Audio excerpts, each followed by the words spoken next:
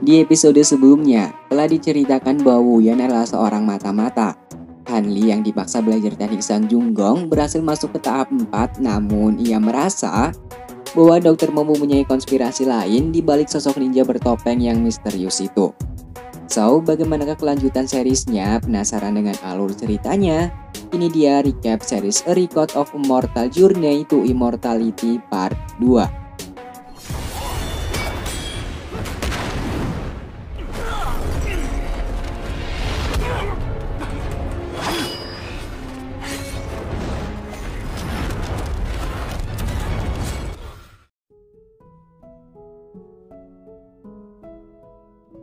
3 hari kemudian, sesuai dengan informasi yang telah diberikan oleh Wu Yan, sang mata-mata, para geng serigala liar itu pun kembali beraksi dengan menghadang pasukan berkuda yang diketahui akan membawa pasukan makanan untuk Akademi Siswan itu.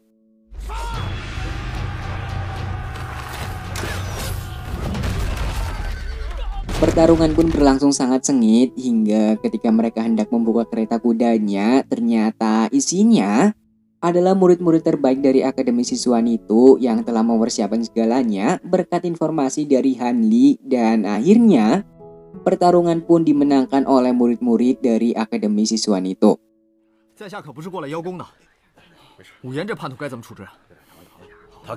Setelah itu Han Li kembali ke lembah untuk kembali belajar banyak hal di sana. Salah satunya adalah belajar teknik Sang Junggong hingga tahap keempat, teknik langkah kilat, teknik pedang sayan, bom asap, serta pisau beracun yang nantinya akan digunakan untuk berjaga-jaga bila Dr. Mo mempunyai konspirasi lain. Esok harinya, tepat sebelum fajar, Han Li pun menemui Dr. Mo, dan di sana Han Li pun mengatakan bahwa ia sudah berhasil menguasai teknik Sang Junggong hingga tahap ke-6. Sesuai dengan perjanjian, ia pun akhirnya diberi penawarnya nih guys. Kemudian Dr. Mo pun mengecek apakah perkataan Han Li itu benar atau enggak, dan ternyata ia pun akhirnya percaya. Tapi nggak lama setelahnya ternyata Dr. Mo justru ingin merebut jiwanya Han Li nih guys. Menyadari hal itu, Han Li pun berontak dan akhirnya keduanya pun terlibat pertarungan yang sangat sengit.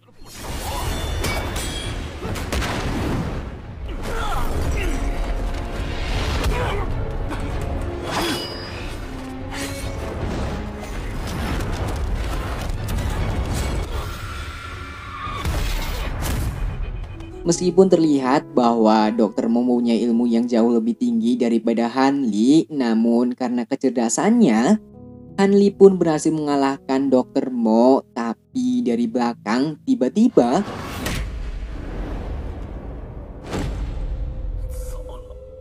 ketika Han Li tersadar, ia sudah berada di tempat yang gak diketahui, dan di sana terlihat Dr. Mo yang sedang melakukan serangkaian ritual bernama 7 roh pemakan jiwa. Dengan 7 pisau yang menancap di tubuhnya, Dr. Mo mengeluarkan 7 hantu pemakan jiwa untuk memakan jiwa Han Li. Nah, itu adalah serangkaian ritual untuk mendeteksi racun yang ada di tubuhnya Dr. Mo dengan syarat memakan jiwa seseorang yang telah berhasil menguasai teknik Sang Junggong hingga tahap keempat. Setelah itu terjadilah perebutan jiwa, dan ternyata Han Li bisa mempertahankan jiwanya itu karena ia sudah berhasil masuk ke tahap ke-6 nih guys. Han Li pun berhasil lolos dan Dr. Mo ternyata sudah mati. Setelah Han Li tersadar, ia pun merasa panik ketika mengetahui bahwa serangan tangan iblis itu beracun. Han Li yang panik itu langsung membaca buku-buku di sana dengan harapan bisa menemukan penawarnya, dan di sana ia pun menemukan sebuah kotak rahasia yang berisi sebuah gulungan, satu buah lonceng, dan buku teknik Sang Junggong yang terungkap bahwa buku itu merupakan buku rahasia dari keluarga Xian.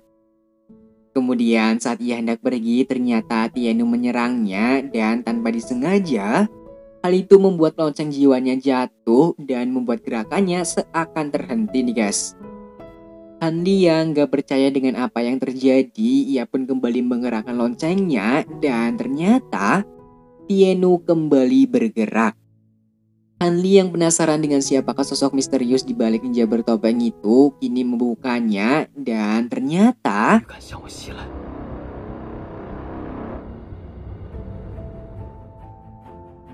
itu adalah Shang-Ti, rivalnya yang telah menghilang secara misterius. Melihat hal itu, Hanli pun syok kemudian mencari cara untuk kembali menyadarkan Shang-Ti. Namun, ketika ia membaca sebuah gulungan di kotak rahasia sebelumnya, hatinya pun seakan hancur nih guys. Dengan tubuh seorang seniman bela diri, metode rahasia bisa digunakan yaitu boneka tanpa jiwa. Dengan darah di muka dan lonceng jiwa, boneka itu akan tunduk kepada tuannya. Menyadari bahwa Shang-Ti memang benar-benar telah pergi, Hanli pun menamai boneka itu sebagai Kuhunba, yang artinya adalah jiwa lagu. Kemudian Hanli pun membaca sebuah surat terakhir dari Dr. Mo yang berisikan bahwa Hanli, jika kamu membaca surat ini berarti aku telah mati dan kamu terkena racun tangan iblisku, dan racun itu harus segera dikeluarkan dengan penawar yang bernama Mo Yuboyan. Pergilah ke Mofu, tepatnya kota Jiangyun, untuk menemui istriku dan tukarkanlah penawar itu dengan apa yang ia inginkan. Setelah itu, Hanli pun menguburkan gurunya sebagai langkah awal untuk melupakan semuanya yang telah terjadi. Dan sejauh ini dapat disimpulkan bahwa Dr. Mo sebenarnya orang yang baik, namun bila bicara soal mendetoksi racun dengan tujuan untuk memakan jiwa, rasanya kurang tepat aja sih. Jadi logikanya itu seharusnya Dr. Mo mau mencari cara lain selain cara itu guys. Hari-hari pun berlalu dengan cepat. Hanli yang kini merawat klinik Dr. Mo dan tanaman obat di sana semakin hari semakin kuat.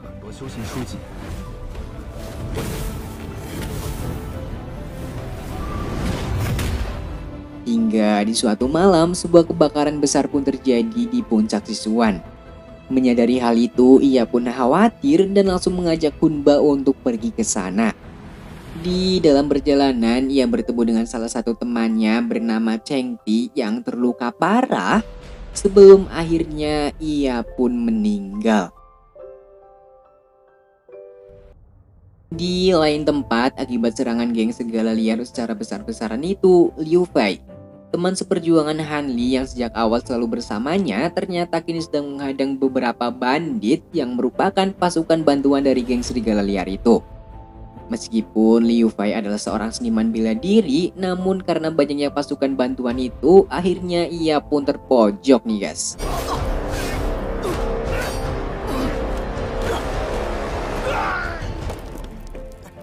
Dan di saat-saat terpojok itu, sebuah bantuan pun datang secara tiba-tiba yang ternyata itu adalah Hanli.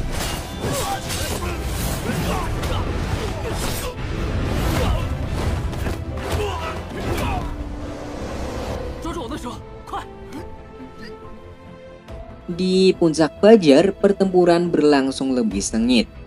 Jianlong, pimpinan geng serigala liar itu juga tak segan-segan membunuh murid-murid akademi itu dengan sangat sadis.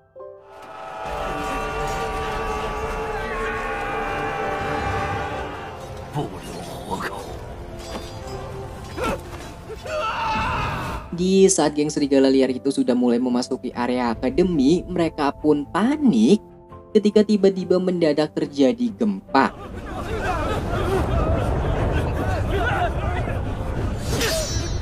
Setelah itu, pimpinan akademi itu pun mengatakan bahwa akademi ini dibangun oleh Master Li generasi ke-7 tepat di bawah pintu langit. Dan bila ia telah murka, maka dengan satu kali tarikan tuas, akademi ini akan runtuh. Mendengar hal itu, Jianlong pun gak percaya dan ia mengatakan, akhirnya untuk mengakhiri pertempuran saat itu, mereka pun menandatangani sebuah perjanjian, yaitu perjanjian bertarung hingga mati nih guys. Keduanya pun sepakat dan pertarungan pertama pun dimulai nih guys. 一门荣辱就托付于您了，愚蠢的凡人。